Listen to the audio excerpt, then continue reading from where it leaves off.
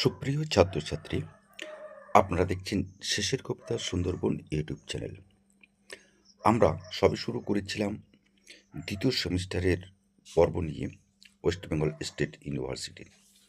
কিন্তু আমার পঞ্চম সেমিস্টার যারা এবছরে চতুর্থ সেমিস্টার পরীক্ষা দিয়ে পঞ্চম সেমিস্টারে অধ্যয়ন করছে, তাদের আবেদনে, তাদের অনুরোধে আমরা কিন্তু আবার কনভার্ট করে সেকেন্ড থেকে কনভার্ট করে আমরা ফিফথ সেমিস্টারে আসলাম। তো শুরুতেই প্রথমে বলে দিই যে আজকে আমরা ওয়েস্ট বেঙ্গল স্টেট ইউনিভার্সিটি 2025 সালে ফিফথ সেমিস্টারের যে প্রশ্নগুলো পড়ে গেছে, বিশেষ করে বাংলা মেজর নিয়ে আমরা আজকে আলোচনা করছি। আজকের প্রশ্নপত্রের আলোচনার বিষয় বেঙ্গলি ডিএসসি 511T মেজর, অর্থাৎ 511, অর্থাৎ টিএসসি 11 নিয়ে তোমরা আজকে আলোচনা করে দেবো আমরা। তো দেখতে থাকো। আমাদের 2025 সালে যে মেজরের প্রশ্ন পড়ে গেছে বেঙ্গলি মেজরের, সেগুলি তোমরা দেখো।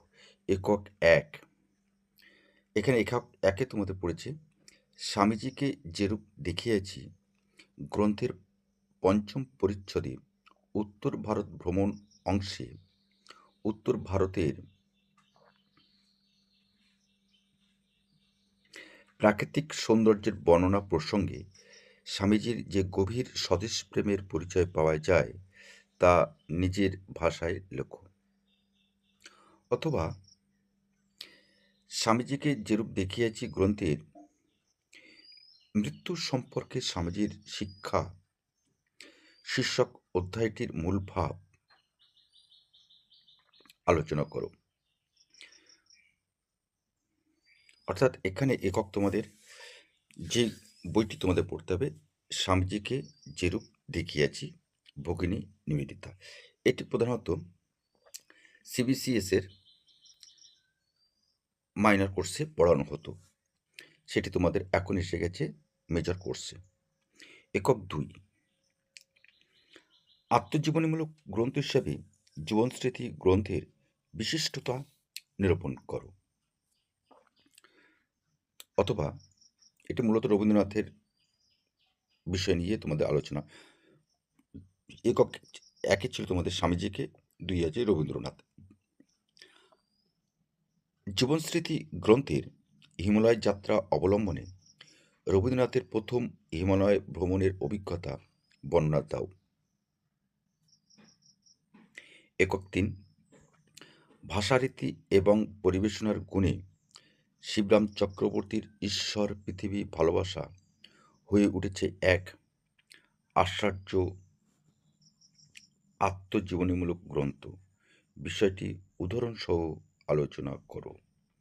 অথবা স্বাধীনতা আন্দোলনকে কেন্দ্র করে শিবরাম চক্রবর্তী যে অভিজ্ঞতা অর্জন করেছিলেন ঈশ্বর পৃথিবী ভালোবাসা গ্রন্থ অনুসরণে তার পরিচয় দাও। এটা ছিল শিবরাম চক্রবর্তী ঈশ্বর পৃথিবী ভালোবাসা, যে তোমাদের আত্মজীবনীমূলক গ্রন্থ, সেই গ্রন্থ থেকে দুটো প্রশ্ন। এবার আমরা আসবো একক চার। একক চার আলোচনা করার আগে আমরা তোমাদের কাছে একটি আবেদনের সুরে কথাটা বলার আমাদের ভীষণ প্রয়োজন আছে।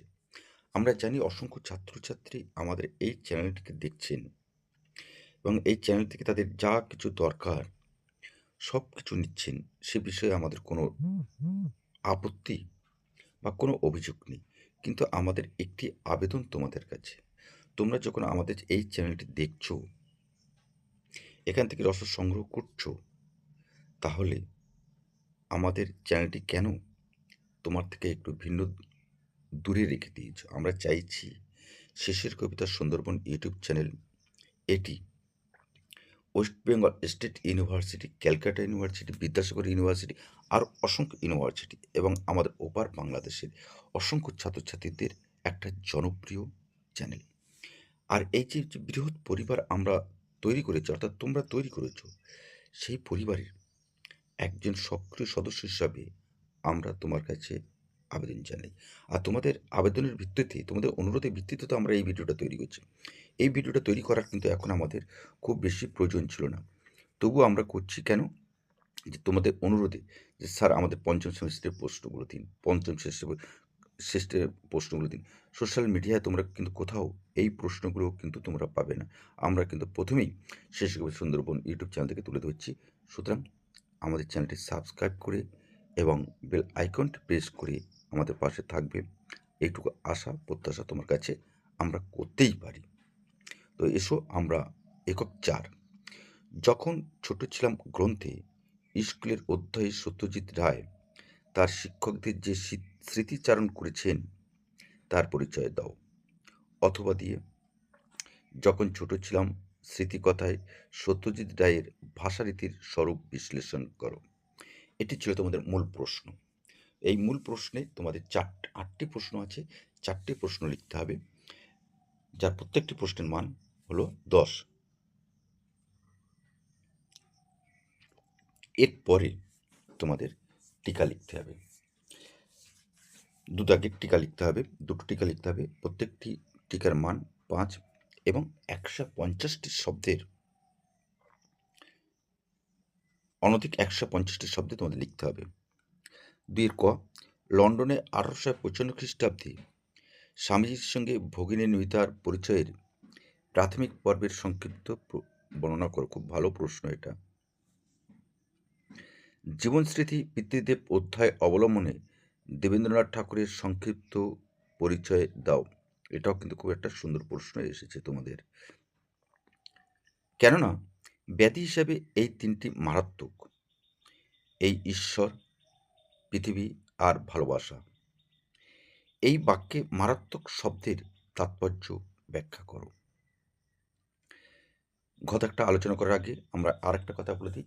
ইতিমধ্যে কিন্তু আমাদের শেষের কবিতা পাঠকেন্দ্র, সেই শেষের কবিতা পাঠকেন্দ্র কিন্তু আমাদের হিঙ্গলগঞ্জ ভান্ডারকালী ছাড়িয়ে আমাদের মধ্যম গ্রামে কিন্তু তৈরি হয়েছে। তোমরা যারা দূরের ছাত্রছাত্রী আছো, ওয়েস্ট বেঙ্গল স্টেট ইউনিভার্সিটি, যারা অফলাইনে পড়তে চাও, এই 3টি স্টাডি সেন্টারে কিন্তু তোমরা যোগাযোগ করতে পারো। এবং শর্ট টাইম কোর্স এবং আমাদের প্রত্যেকটা নোট কিন্তু ডিজিটালাইজড। এছাড়াও কিন্তু আমাদের অনলাইনে পাঠদানের ব্যবস্থা আছে। অসংখ্য ছাত্রছাত্রী কিন্তু অনলাইনে পাঠদান নেয়। তোমরাও সেই অনলাইনে পাঠ নিতে পারো। যারা দূরের ছাত্রছাত্রী, তারা তো আমার কাছে আসতে পারবে না, হিঙ্গলগঞ্জ বা ভান্ডারকালী আসতে পারবে না, এমন যারা ছাত্রছাত্রী আছে তারা হয় অনলাইন অথবা মধ্যম গ্রামে যে আমাদের স্টাডি সেন্টার তৈরি হয়েছে, তোমরা সেখানে যোগাযোগ করতে পারো। তো এবার আসি 2-এর ঘয়ে কি প্রশ্ন পড়েছে 2025 সালে।